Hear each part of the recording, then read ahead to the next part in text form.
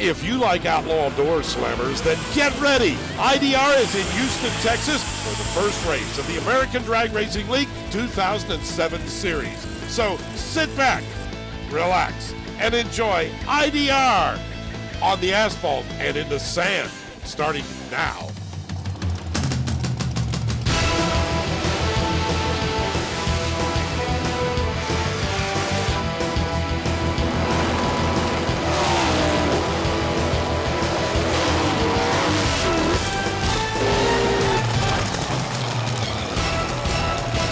Welcome everyone to the debut of Inside Drag Racing here on the Outdoor Channel. And this week's action will indeed bring us once again to the very first event of the Flowmaster Mufflers American Drag Racing League Outlaw Door Slammer Drag Racing Tour. We're here at Houston Motorsports Park, just northeast of Houston proper. And indeed, a lot of Texas fans have come to this amazing little 8th Mile drag racing facility to see the RacingJunk.com Drag Palooza event. And indeed, this is the first race in the Alpha Trade Battle for the Belts World Championship chase. We'll be talking more about that as the event goes on, but first, we've already seen one amazing round of competition in not one but two eliminator categories. First and foremost, it was the Pro Nitrous division, which utilizes, of course, nitrous oxide injection on carbureted gas-burning engines, and in that battle, we saw an amazing number produced by Texas favorite Don Reister. His beautiful blue 1968 Camaro came within 0.03 of a second of shattering Shannon Jenkins' world elapsed time record for a nitrous oxide injected 8th Mile race car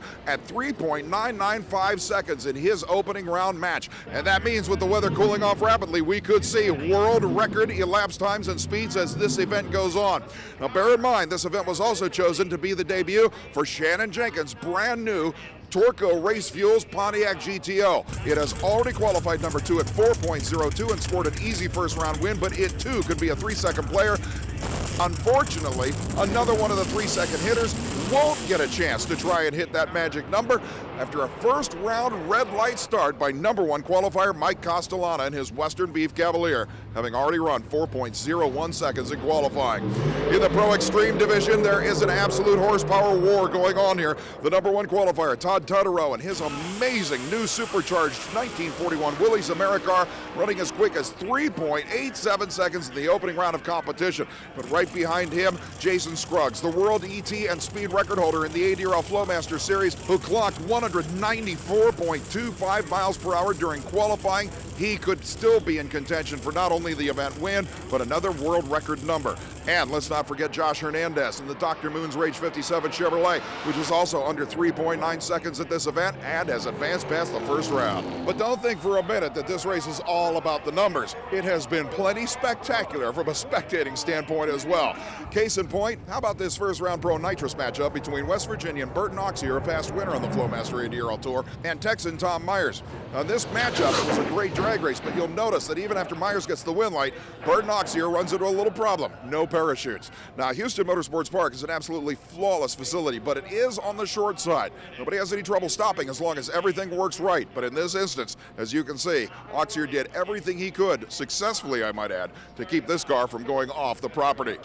And then in the opening round of Pro Extreme, how about the ride taken by, in the near lane, the Herminator, Herman Shepard, as he took on number 1 qualifier Todd Tutterow and just about drove himself off the racetrack trying to beat the number 1 qualifier. He didn't beat the number 1 qualifier, but he did walk away to race another day. Now this event not only features the traditional Pro Nitrous and Pro Extreme supercharged categories, it is also the first event ever for the Flowmaster ADRL Extreme 10.5 series. Now these are cars that are basically the same as the regular ADRL supercharged and nitrous Pro Modifieds or Outlaw Door Slammers, except for one big difference. They are utilizing 10.5-inch wide maximum Department of Transportation approved tires. Now what that means is simple. If you have 3,000 horsepower, you can't get it to the ground through street tires. Therefore, driving and control is at a premium in this brand new division, and we've got a wide selection of outrageous new vehicles to watch for that first ever title. The ARP Quarter Mile Quiz with Butch McCall offers you a chance to win a Quarter Mile Quiz sweatshirt while testing your knowledge of drag racing. Brought to you by ARP, the world leader in racing fastener technology. Hey, I'm here with Dave Connolly getting the answer for this week's ARP Quarter Mile Quiz.